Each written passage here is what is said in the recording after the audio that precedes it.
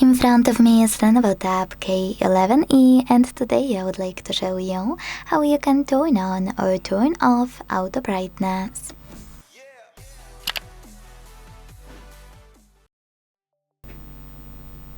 First of all, go into Settings and scroll to click on Display section available here.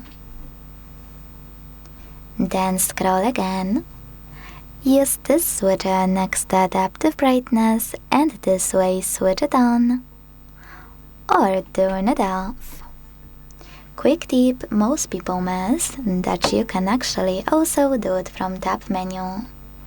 Just enter it by swiping down from the top right corner of your screen and click on this tiny icon at the bottom right corner of your brightness slider.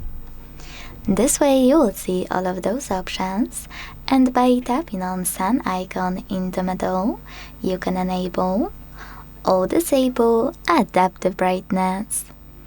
Thanks so much for watching. If you enjoyed this video, leave a like, comment and subscribe. Bye!